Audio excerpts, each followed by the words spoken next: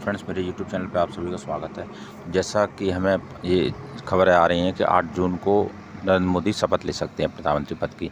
इसके साथ साथ केंद्रीय नेतृत्व भी शपथ, इसके साथ साथ जो अन्य जो नेता हैं वो भी शपथ ले सकते हैं। एनडीए के भी कुछ कैबिनेट मंत्री, राज्य मंत्री शपथ ले सकते हैं। तो हमें ये मानना चाहिए कि नरेंद्र मोदी का प्रभुत्व तो अभी भी है, क्योंकि खूब यूपी में चुनाव हो सकता है कि उनकी इतनी बड़ा मार्जिन जो एक्सपेक्ट कर रहे थे सीटें आ रही हैं वो नहीं आ पाई। इसके साथ साथ हम ये भी मानना पड़ेगा कि नरेंद्र मोदी का वैश्विक स्तर पे बहुत बड़ा उनका एक छवि है। एक प्रकार से ये बोल सकते हो कि वैश्विक जो स्तर पे उनका जो स्टेज, ग्लोबल स्टेज पे उनका जो लेवल बढ़ा है, जिनकी अप्रूवल रेटिंग अगर आप देख सकते हैं तो मॉर्निंग कंसल्ट के अनुसार उनकी अप्रूवल रेटिंग 77% है। जो विश्व के जितने भी गणमान्य नेता हैं या विश्व के जितने भी लीडर्स हैं उनमें सबसे ज़्यादा नरेंद्र मोदी की है।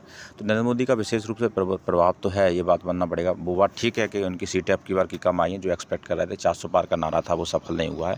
इंडिया गठबंधन ने अच्छी लड़ाई लड़ी है, मुद्दों पर लड़ाई लड़ी है। इसके साथ साथ जो हिंदू मुसलमान का जो कार्ड था वो काम नहीं आया बीजेपी के लिए।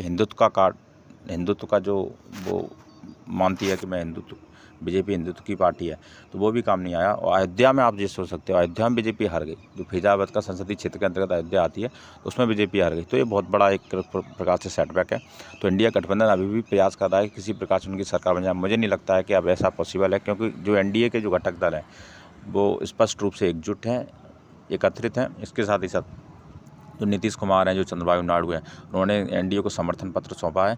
इसके साथ ही साथ लगभग ऐसा माना जा रहा है कि 303 या 304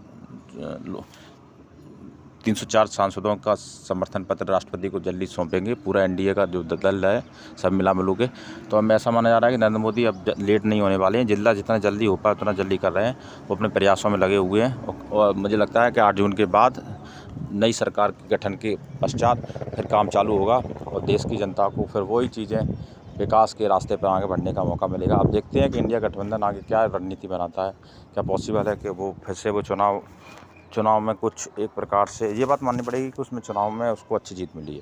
तो ये इसके लिए क्रेडिट देना पड़ेगा अखिलेश यादव को, राहुल गांधी को। समाजवादी पार्टी ने भी अच्छा चुनाव लड़ा है। जिस प्रकार से सीटें प्राप्त की हैं वो काबिल तारीफ़ है। तो मेरा यूट्यूब चैनल पे आप सब देखते रहिए। जितना अधिक से अधिक आप इसको शेयर कीजिए, सब्सक्राइब कीजिए, लाइक कीजिए। आपका बहुत बहुत धन्यवाद।